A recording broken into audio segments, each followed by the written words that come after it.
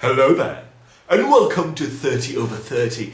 If you've been watching my 30 days of gymnastics, then welcome back.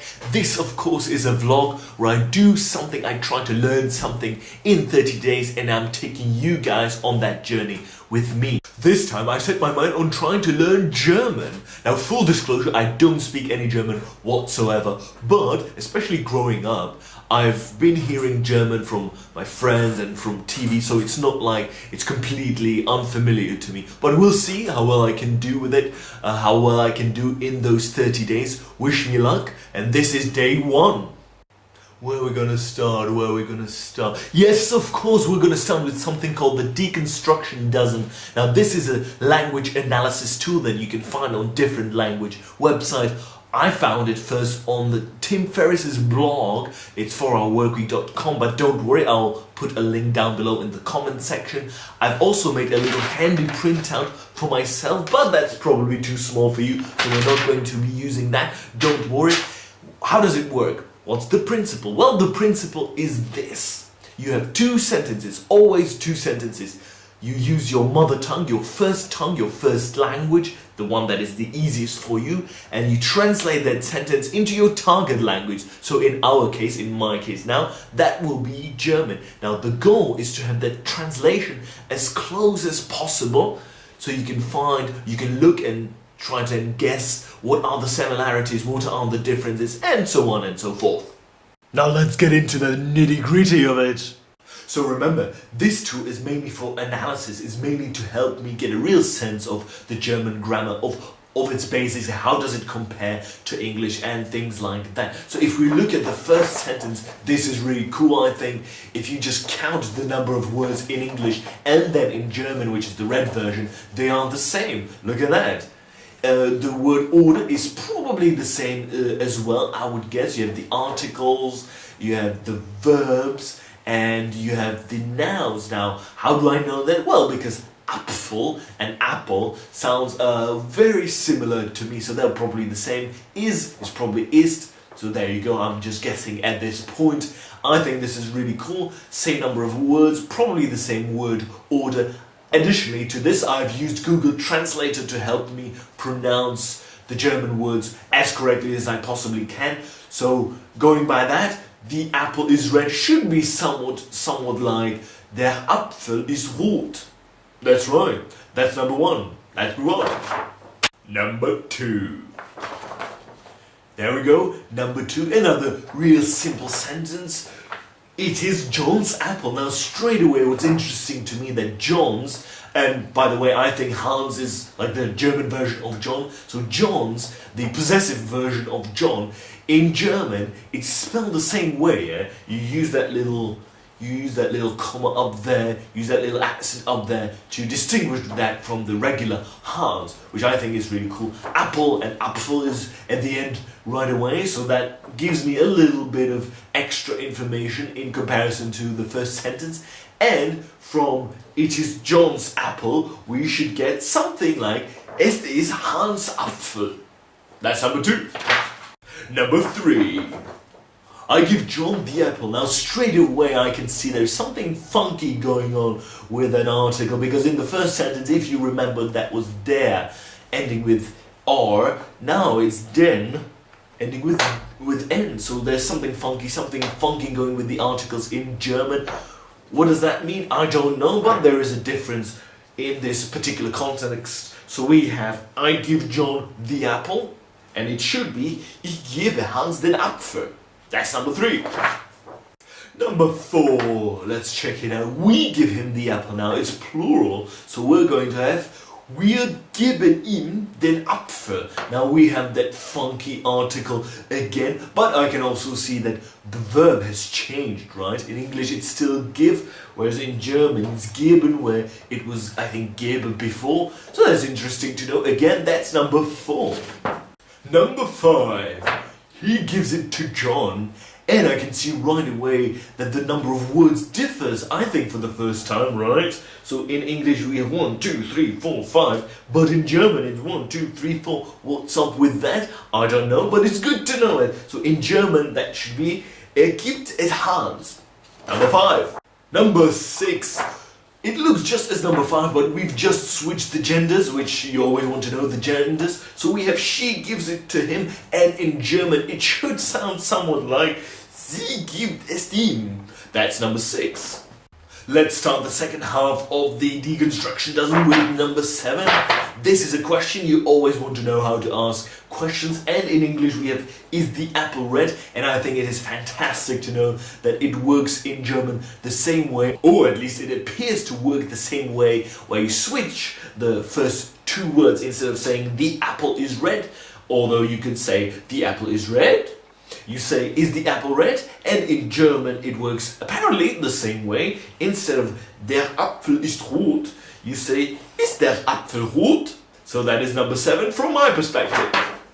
Number 8, and oh, something funky going on with those articles as well. Well, with that German article in particular. So in English we can definitely say the apples are red, because I definitely want to know how to say things in plural. I think that's very important.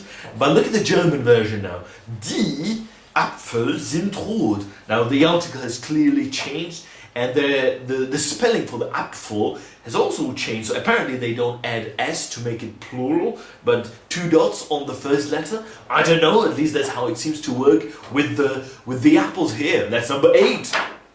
Number 9, here we go, and this is where things seem to be getting more and more complicated. If we look at the English version, we have I must give it to him, and we already know, or I think I know from the previous sentences, that the German word geben means to give, but in the English version it's in the second place, right behind the first infinitive. What's up with that? I guess that the Germans put their verbs at the end, or at least the second verbs in a sentence. Also, ihm is a little different, but I think that has to do with gender now. So again, in English we have I must give it to him, and the German version should sound somewhat like ich muss es ihm geben. That is number 9, people. Alright, here we go, number 10, very similar to number 9 if you ask me, but one difference that I can see right away, which is in number 9 we were using the modal verb must instead of want here, and after must there is no to, so we had I must give it to, and the gender was different, him I believe it was, but here we have I want to give it to her. So that is different in English. Is there any difference in German? I don't see any. I don't see there's probably no difference between modal verbs, if they even have such a thing. And in German we have something that sounds probably somewhat like ich will es ihr geben. Now I have another word here, möchte, because I've been told that will is want, but in German it sounds somewhat rude, so möchte is something more like I would like, but that's not precisely the translation that I would use here when it comes to want, but it's definitely good to know that the Germans, I suppose, are more polite. That's number 10. Right then, and we are almost done here with number 11 next, and right away when I'm looking at the German version it seems to me like the word order is all out of whack, but the English version says I'm going to know tomorrow because I want to say things in the future. This is the future tense clearly, but the German version is all strange to me. I think that morgen is tomorrow, but that's in a different place. I also think that wissen is to know, but that should be here. Going to and I don't really see it there. So who knows what that means, but I'm going to know tomorrow, and the German version seems to be ich werde es morgen wissen. That's number 11. Alrighty, and number 12, here we go. We have I can't eat the apple. Why is this important? Well, I think this is super important because the word can is very useful, but in this particular case, the negative sentence, the not, the I can't is super important because obviously we need to say things that are and things that are not. So I think that can't or cannot is actually kann, and then I've been told that nicht is like not. It kind of sounds like that too, doesn't it? But then that means the negative is at the end in the German version, and essen would be eat, so the word order is again very different. Ich is I, so I can definitely see some very useful differences, and I'm going to delve into them later on. I can't eat the apple. should be something like Ich kann den Apfel nicht essen. Alright, that's number 12. Now I know that it's deconstruction dozen, but I've come up with a bonus, which is number 13, and the bonus 13th sentence is I've just eaten the apple. I think present perfect is very, very important, and the grammatical structure involved is quite useful as well. So in German, that should be something akin to Ich habe den Apfel gerade gegessen. That's what Google Translator helped me pronounce. I hope it's correct, or maybe it isn't. Who knows? Now, when I'm looking at it, I think habe will be have. Just will be gerade, simply because it's in the parentheses, it's in the brackets, and eaten, I don't know, Apfel is apple, gegessen, gegessen might be eaten, I don't know, but it's definitely intriguing and I want to know more. So that's number 13, the bonus number, the star number, the extra, that's number 13. Yes, so this was the deconstruction dozen plus the 13th bonus. I have my paper printed out here and I'm going to make some notes onto it. I'm going to prepare some more questions. Namely, what's going on with the articles? That's one, definitely. What's going on with the word order, especially with things like putting the verb at the end of sentences, like we had that I must give it to him and I want to give it to her. In German, the verb was at the end of the sentence, so I want to know, but only one of them, so I want to know what's up with that. I'm going to dive into that. It's not just the differences though, but the similarities are pretty intriguing to me. I think it's really cool that a lot of the words sound almost exactly the same, like Apfel, apple, kann, muss, must, right? That's must, yeah. Also, how you form a question seems to be almost exactly, apparently to me, the same thing. In English you just switch the first letters, and apparently you're doing the same in German. Plural is a really cool thing, where in English we just add that little s at the end and you have a plural. I think it would be really easy if the German situation was that you just add that double dot, those two dots above the first letter, and that would be your plural. That doesn't seem too hard to understand, but there's plenty of things to look at and analyze and sort of make little notes and question marks around, and I will definitely do that. But I think that's it for today, guys. So thank you so much for watching with my day 1 of German. I hope you guys liked it. If you did, please click the like button below.